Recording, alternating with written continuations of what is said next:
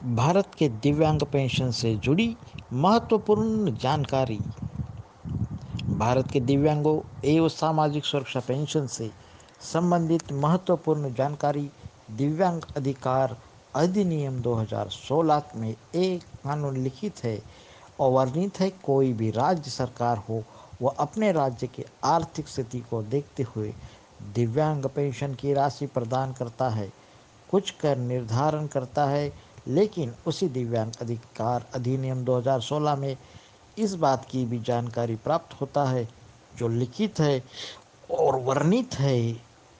उसने स्पष्ट रूप से यह लिखा हुआ है कि वही भी राज्य सरकार हो या कोई भी केंद्र सरकार हो, जब पहले से कोई पेंशन योजना दिव्यांगों के लिए चलाई जा रही है और नई सरकार और नई विधि व्यवस्था अगर स्थापित होता है तो उस पेंशन की राशि में 25% की बढ़ोतरी की जा सकती है। और दिव्यांगों को जब भी भारत में उसका संवैधानिक अधिकार प्राप्त होगा तो दिव्यांग अधिकार अधिनियम 2016 में जो लिखित है, जो वर्णित है, जो कानून पारित है संसद में, उसी के तहत प्राप्त होगा तो भारत में किसी भी राज्य में रुपए 400 और किसी राज्य में रुपए 600, किसी राज्य में रुपए 1000, तो किस राज्य में 2500 रुपये प्राप्त होते हैं। इसे समाप्त करके सभी राज्यों में एक समान पेंशन प्राप्त हो और इस संवैधानिक अधिकार का प्रयोग करके प्रत्येक राज्य में पेंशन की राशि को बढ़ाई जाए, जिससे कि भारत के दिव्यांग अपना सर्वांगीण विकास कर सके और सही मायने में उनका कल्याण हो सके। धन्यवाद। दिव्यांग सरकारी वकील को उच्च न्यायालय एवं सर्वोच्च न्यायालय में उनके संवैधानिक अधिकार से क्यों किया जा रहा है वंचित? दिव्यांग हो रहे हैं उपेक्षित। लिखित संवैधानिक अधिकार से जो भी किया जा रहा है उन्हें वंचित। जब न्यायालय में लिखित संवैधानिक अधिकार का पालन नहीं होगा तो आम जन दिव्यांगों के साथ कहां से न्याय हो सकेगा?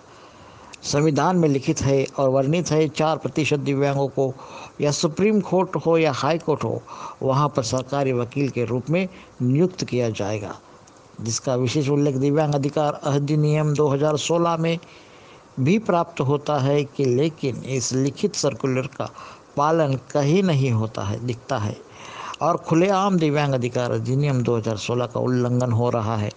साथ ही साथ सरकारी वकील को दूरभाष भत्ता एवं वर्दी भत्ता प्राप्त होता है, वह भी प्राप्त नहीं करवाया जा रहा, उसका पैसे का गमन किया जा रहा है। इसलिए इस संबंध में यूएनओ जिनेवा संयुक्त राष्ट्र संघ से बात की जाएगी और दिव्यांग अधिकार अधिनियम 2016 का नियम का पालन हो सके, इस पर कानून पारित करवाई जाएगी, जिसके दिव्यांग वकील को उनके संवैधानिक अधिकार दिव्यांग अधिकार अधिनियम 2016 से जोड़ा जा सके।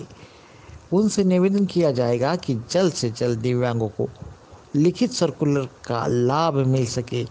मैं कोई नया नियम लागू करने का बात नहीं कर रहा हूं, जो संविधान में लिखित है, वर्णित है, पारित है, उसी ही नियम के अनुसार धरातल पर उतारने की बात कर रहा हूं, जिससे कि दिव्यांग लोगों को मदद मिल सके। आप सभी को पता है कि दिव्यांग अधिकार अधिनियम का निर्माण जिनेवा में हुआ था और भारत अन्य देश की तरह उसे लागू किया था अपने देश में, और उसी नियम के तहत दिव्यांगों को सभी संवैधानिक अधिकार प्राप्त होते हैं। तो अन्य देशों में प्रत्येक न्यायालय में 4% वकील को दिव्यांग वकील सरकारी वकील के रूप में मान्यता प्रदान करवाई गई है और उन्हें सभी सुविधा दी जाती है। तो भारत में क्यों नहीं दी जा रही है? हमारा प्रयास रहेगा कि भारत के प्रत्येक दिव्यांग को जल्द से जल्द उनके संवैधानिक अधिकार से जोड़ा जाए और चिराग तले जो अंधेरा है उसे दूर किया जाए। धन्यवाद।